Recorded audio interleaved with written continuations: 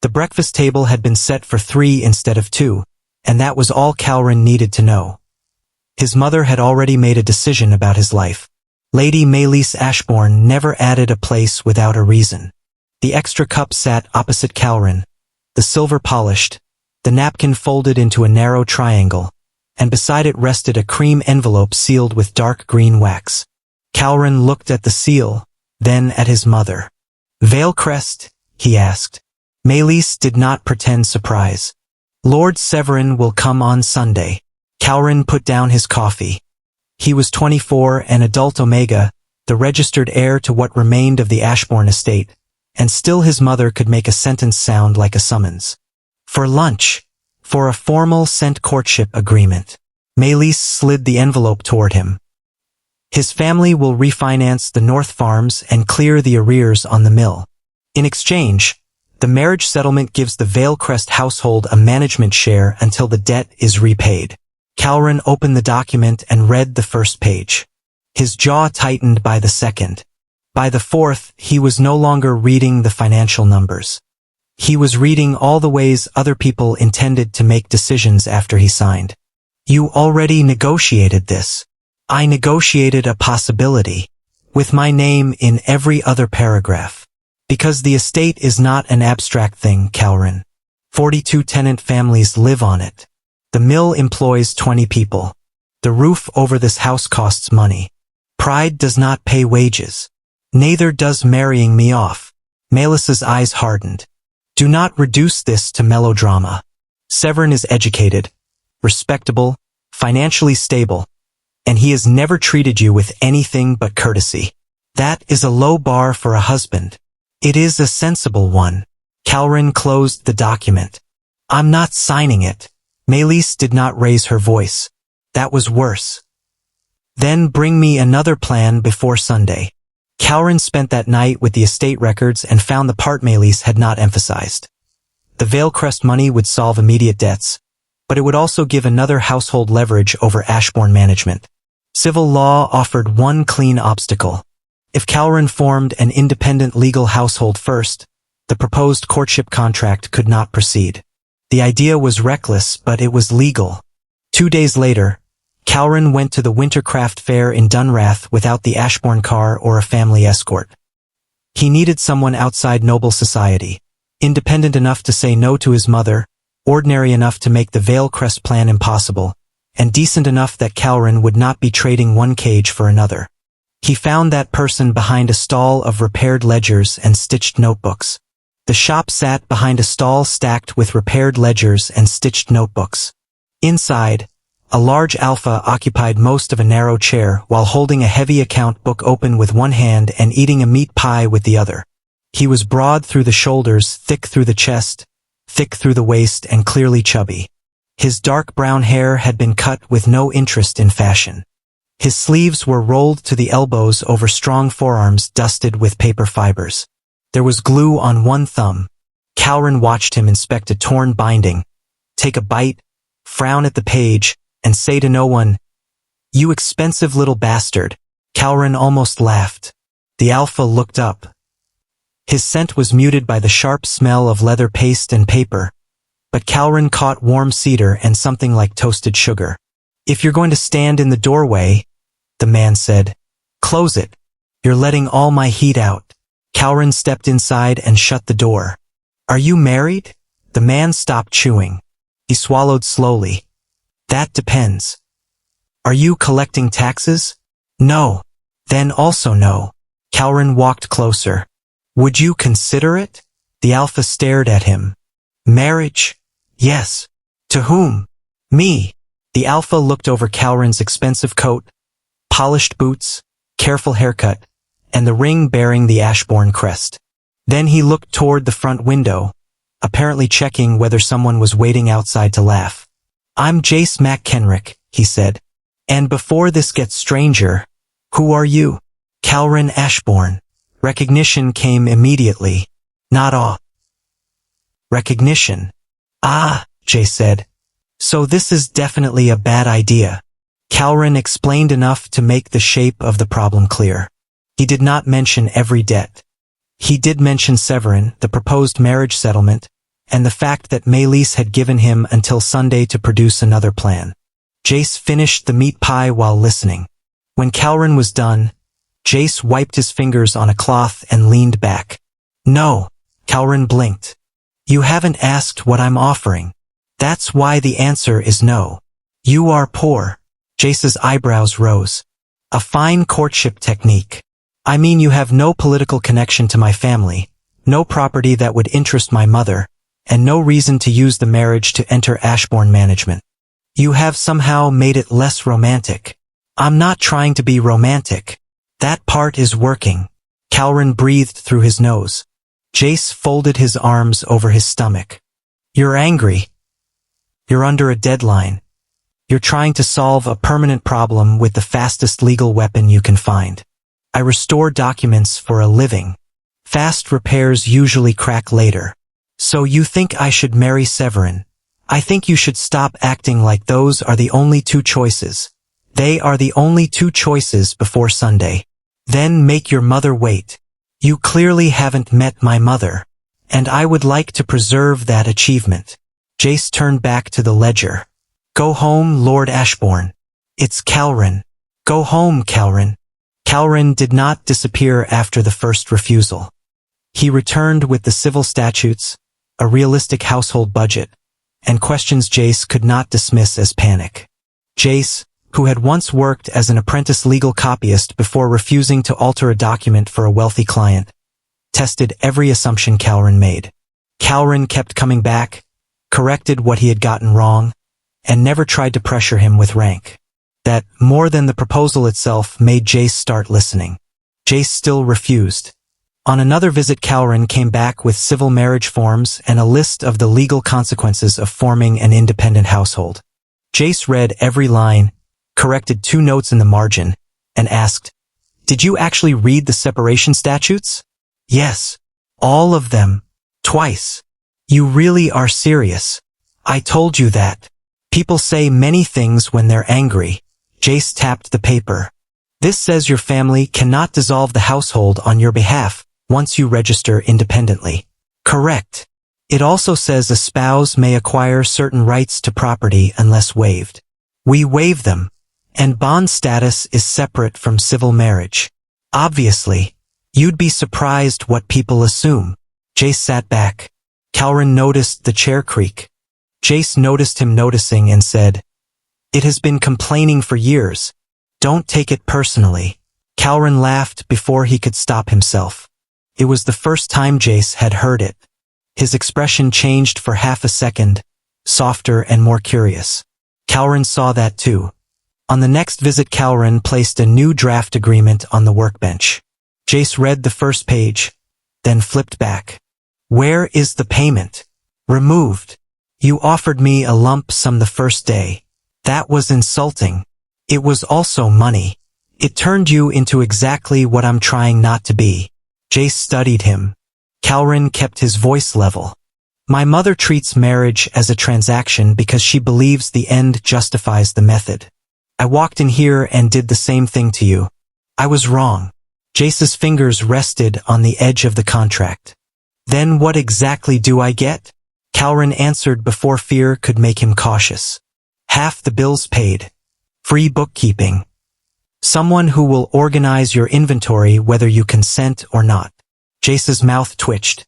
"Terrifying. And the satisfaction of ruining my mother's week." Jace laughed. Calren let him, then continued. "More seriously, you get the right to leave the moment I start treating you like something I own.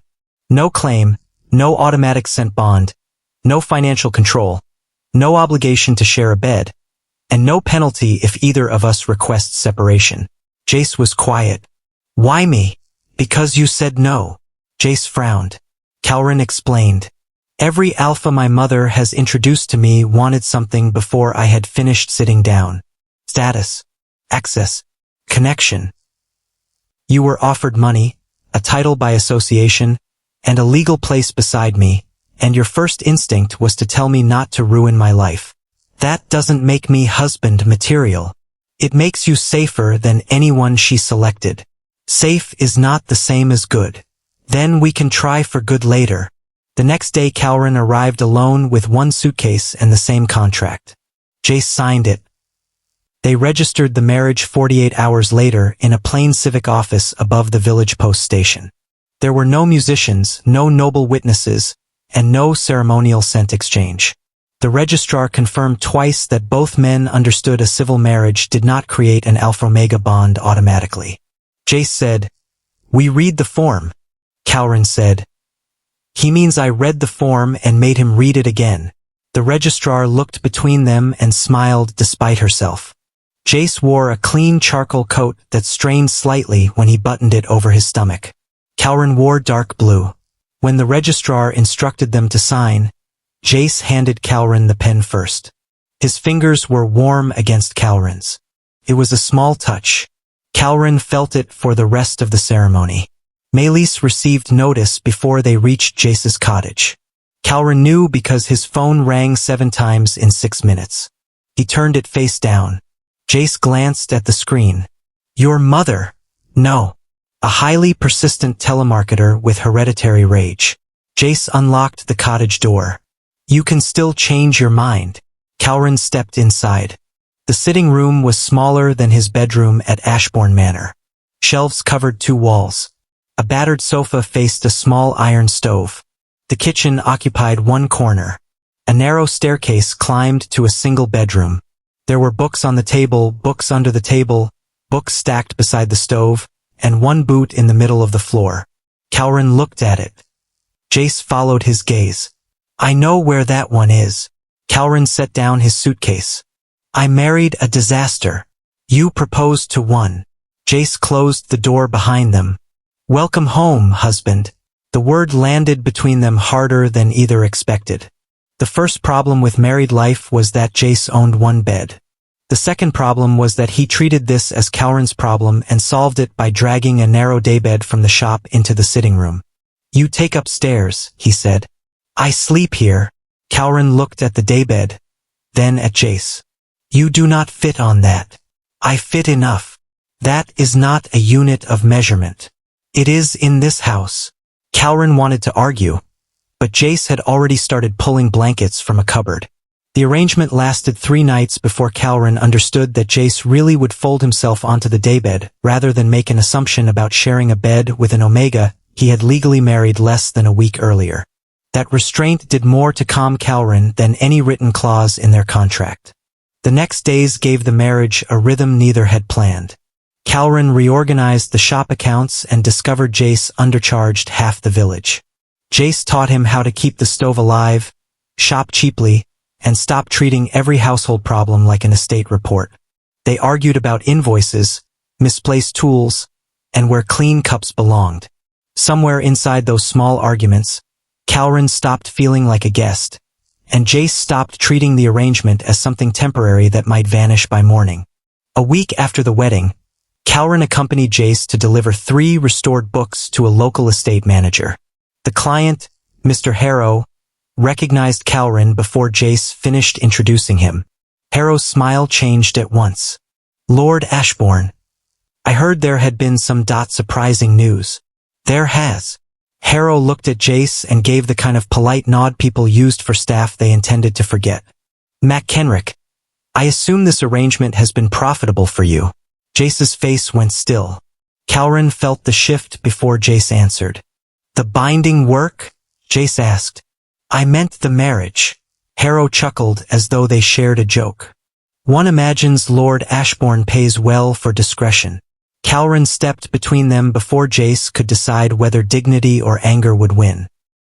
"He is not hired help." Harrow blinked. Calren kept his voice calm. "He is my husband. You may speak to him accordingly, or we can take the books and leave." Harrow's face reddened. "No offense intended." "Then none need be repeated." They walked back to the village in silence. After half a mile Jace said, "You didn't have to do that." "Yes, I did. I can handle men like Harrow." "I know." "Then why?" Calren stopped beside a stone wall.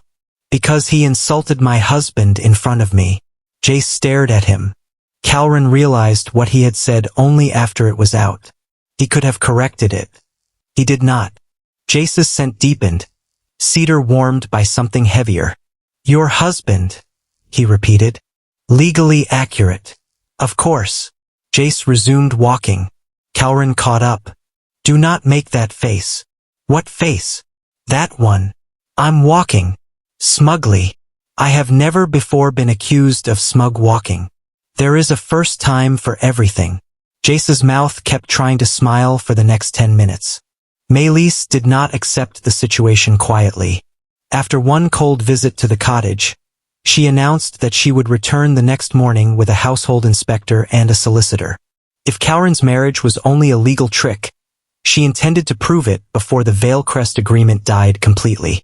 Once the door closed behind her, Calren turned to Jace with a plan that made the Alpha stare at him for several seconds. Calren crossed his arms. If she expects proof of shared domestic life, we give her proof. By sleeping in one bed, fully clothed, very reassuring. You are the one making it strange. I am an Alpha being asked by my newly married Omega husband to stage a bedroom scene for his mother. When you say it like that, it sounds strange.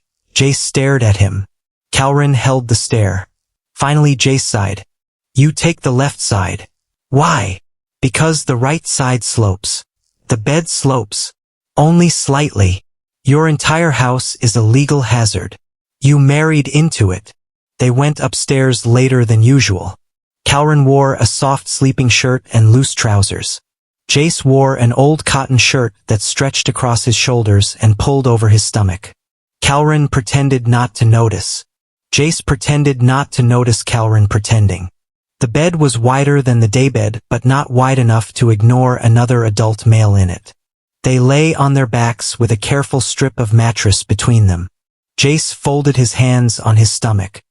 This is natural. Completely. Married people definitely sleep like corpses awaiting identification. Be quiet. 5 minutes passed. Then 10. Calren turned onto his side. Are you awake? No. Jace. Yes. Why did you really agree? Jace was quiet long enough that Calren thought he might refuse to answer. Because you came back, he said. You listened when I told you no. You changed the offer. You removed the money. Most people with your name are used to making resistance disappear. You treated mine like information. Calren stared at the shadowed line of his face. That is not enough reason to marry someone. No. But I also liked you. Calren went still. Jace gave a low laugh. Do not look so alarmed. I said liked. You were irritating. You are still irritating. That is better. And you looked at my life and didn't ask how quickly I planned to become someone else. Morning came with the bedroom door opening. Jace woke first. Calren was curled against him, one hand resting over the soft curve of Jace's stomach, one leg tangled with his under the blanket. Maelys stood in the doorway with the solicitor and a household inspector behind her. For one sharp second Jace considered moving. Then he saw Maelys's expression. He pulled the blanket higher over Calren's shoulder instead and tightened his arm around him. Good morning, Lady Ashbourne. Maelys looked as if she had bitten metal. Mr. McKenrick. Jace is fine. The inspector immediately looked away. The solicitor looked fascinated by the floorboards. Calren stirred, pressed closer to Jace's chest, then opened his eyes. He saw his mother. He saw the inspector. He saw Jace's arm around him. You came early, he said, voice rough with sleep. It is 9:03, Maelys replied. Calren glanced at the clock. Then we overslept. Jace coughed to hide a laugh. The answer remained unresolved until that evening, when a repair estimate arrived for the shop roof. Jace read it, swore, and shoved it under a book. Calren picked it up. This is not impossible. It is for me this month. Then I'll cover it and you can repay half over time. No. Jace. No. The roof is leaking over your stock. I will move the stock. Into what? The bread cupboard. Jace's face closed. Do not. Calren recognized the shift too late. Do not what? Turn me into a problem you solve because you have more money. That is not what I'm doing. It is what people do. They look at the shop, the cottage, my clothes, my body, and decide everything about me is waiting to be improved. Calren put the paper down. Look at me. Jace did not. Jace. He finally met Calren's eyes. Calren stepped closer. I do not want to fix you. Jace's jaw tightened. Calren continued, I want to build something with you. There is a difference. The room went quiet. Jace stared at him. Do you know what you just said? Yes. Calren. I know. Jace gave him every chance to step back. That was what decided it. Calren closed the remaining distance, caught the front of Jace's shirt, and kissed him. The first contact was clumsy because Jace was surprised. The second was not. Jace's hand came up to Calren's jaw, warm and careful, and Calren leaned into him. The kiss deepened slowly, neither man rushing to turn it into more than it was. Jace tasted faintly of tea. Calren felt the scrape of his evening stubble against his cheek and the steady pressure of Jace's palm at the back of his neck. When Jace finally pulled away, both of them were breathing harder. Calren kept hold of his shirt. That was not for my mother. I had gathered. Or the inspector. Also gathered. Calren kissed him again. Shorter this time but more certain. Jace's free hand settled at Calren's waist. Calren felt the heat of it through his clothes and wanted more. He also knew exactly why stopping mattered. He pressed his forehead to Jace's. Not tonight. Jace nodded at once. No disappointment, no argument. Not tonight. Calren's chest loosened. Jace brushed his thumb over Calren's cheek. The roof. Calren sighed. We negotiate a repayment schedule. Aggressive seduction technique. You have no idea. 3 days later, Jace opened a damaged Ashbourne ledger sent to his shop for restoration and noticed a registry verification mark hidden beneath an old backing strip. He recognized it from his years as a legal copyist. The mark usually meant that a document had once carried a separate annex or certified amendment. One section of the ledger had been removed and rebound. Jace photographed the mark and contacted an old registry clerk before saying anything to Calren. He told himself he wanted proof, not rumor. That decision became harder to defend when Calren noticed he was distracted. Since their kiss, they had stopped pretending nothing had changed. Jace now slept beside him. They kissed in the kitchen without making speeches about it, and the cottage felt more like a shared home every day. When Calren asked what was wrong, Jace nearly told him. Instead he said he was checking something and locked the ledger away. Calren accepted the answer, but not comfortably. When Jace returned home, Calren was waiting in the shop. The locked cabinet stood open. The damaged Ashbourne ledger lay on the table beside Jace's notes. Jace stopped in the doorway. Calren's face was pale with anger. How long? 3 days. 3 days since you suspected or 3 days since you knew? I confirmed it tonight. But you knew there was something. Yes. Calren picked up the photograph of the registry seal. You told me you were just working. I was trying to verify it before I gave you information that could be wrong. You decided when I was allowed to know. That is not what I meant. It is exactly what you did. Jace shut the door behind him. Calren, listen to me. The annex is real. Your father created a protected trust. It passes to you once you form an independent household. Your mother accessed the document 18 months ago. Calren stared at him. The anger did not disappear. It sharpened. She knew. Yes. And you thought the best way to tell me that everyone has been making decisions with information they kept from me was to keep information from me. Jace flinched. I wanted to be certain before I gave you hope. Then you should have let me decide whether the hope was worth the risk. I was trying to protect you from acting on a bad lead. I did not ask you to protect me from information. I know. Do you? Calren's scent had turned sharp, bitter citrus cutting through the room. Jace kept his own scent controlled. He would not answer anger with alpha pressure. Calren saw that restraint and somehow looked more hurt. I married you because you were the first person who told me the truth and then let me make the choice, Calren said. Do you understand why this matters? Yes. No. If you did, You would have told me the moment you found the seal and said, "I don't know what this means yet, but you should know." You could have trusted me with uncertainty. Jace opened his mouth and closed it. There was no defense that did not repeat the same mistake. "You're right." Calren looked away. "That does not fix it." "I know." "Stop saying you know." Jace nodded once. Calren packed a small bag. Jace did not try to stop him. That hurt more than if they had shouted. At the door Calren turned. "I'm going to Ashbourne. I need to speak to my mother before I decide anything else." Jace's chest tightened. "About the estate? About everything? Do you want me there?" Calren held his gaze. "No." Jace forced himself to accept it. "All right." Calren left. The cottage became too quiet before the door had fully closed. Maelys was in the estate office when Calren arrived. She looked at his overnight bag, then at his face. "What happened?" Calren placed the photograph of the registry access record on her desk. Maelys did not ask what it was. Her shoulders sank a fraction.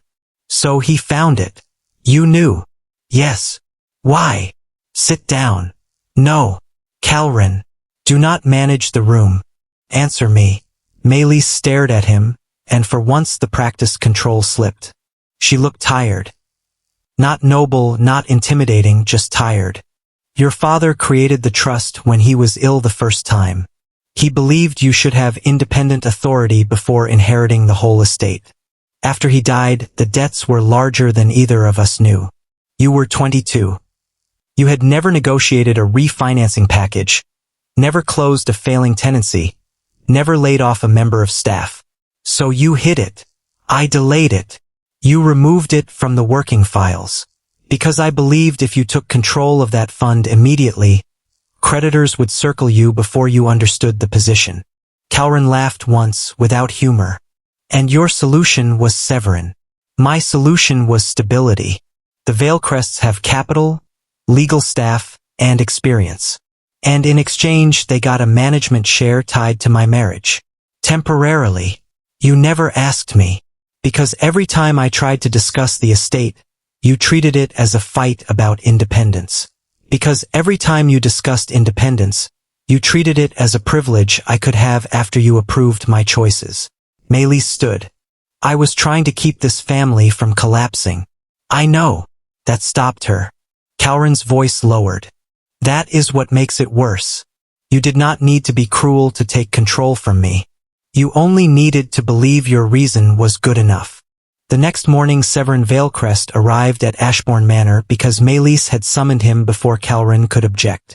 Calren expected polished pressure.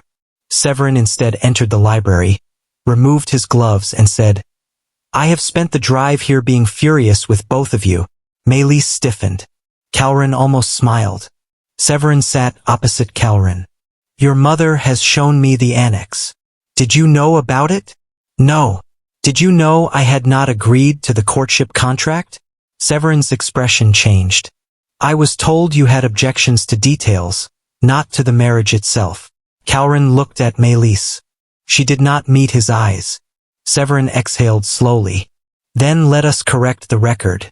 I have no interest in marrying a man who does not want to marry me." "That simple?"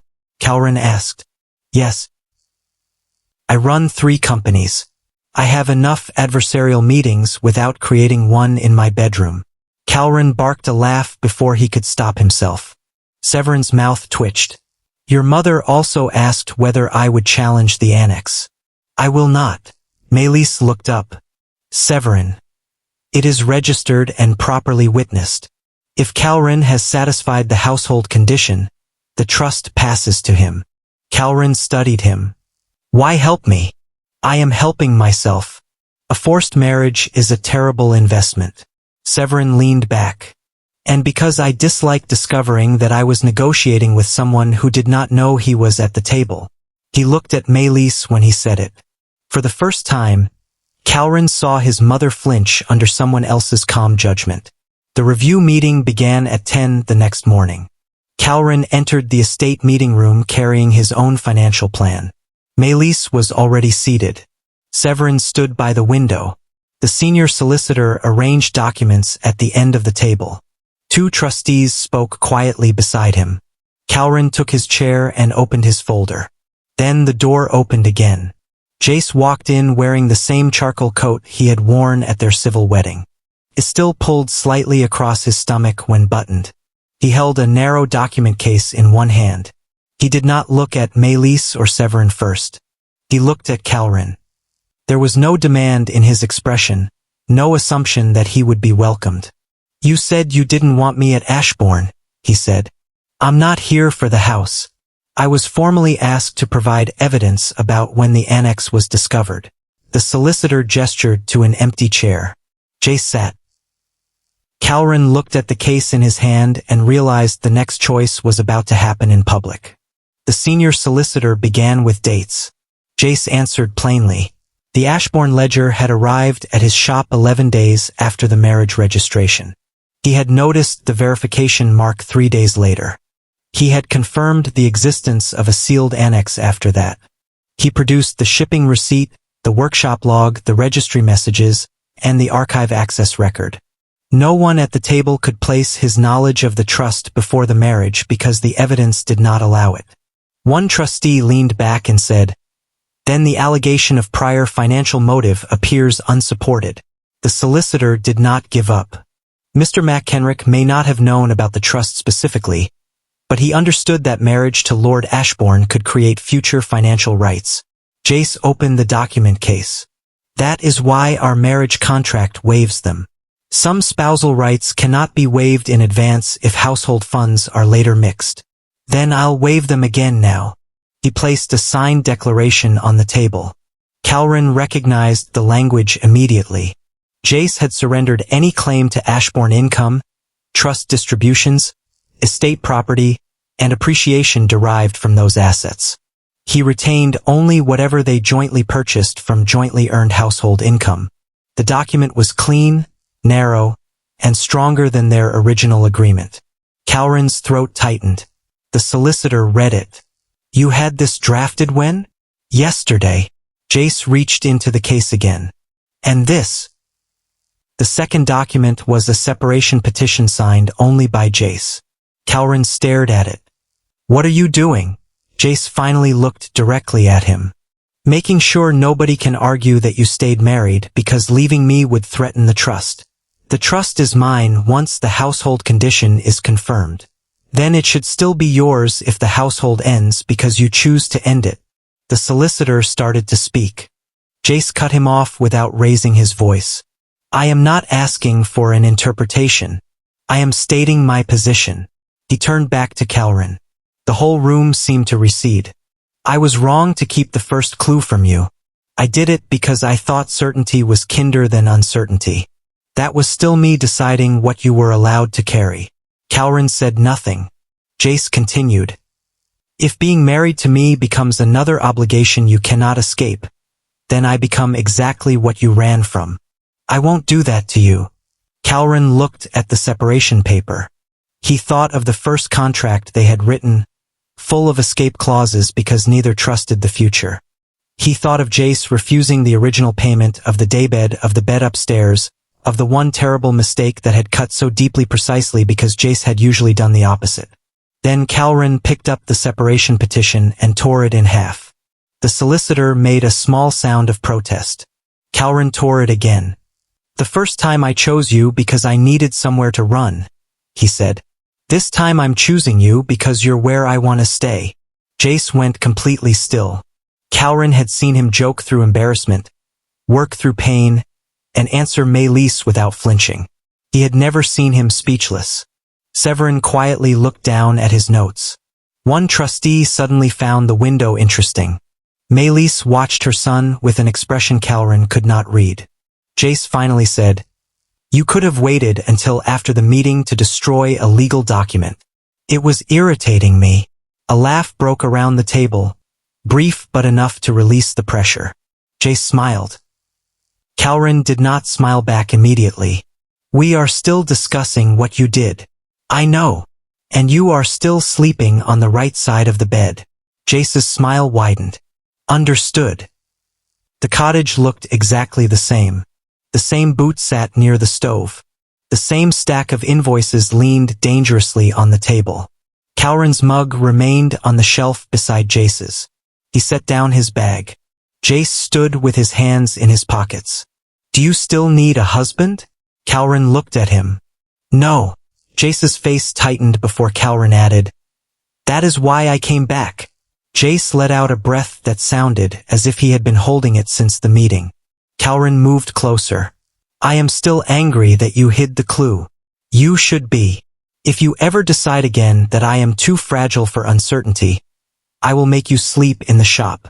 Fair. On the floor. Cruel. Beside the glue. Now you are abusing power." Calrin caught the front of his shirt. "And if I start using money to control you, you tell me before you build a wall and hide behind it." Jace nodded. "I can do that." "Good. Anything else?"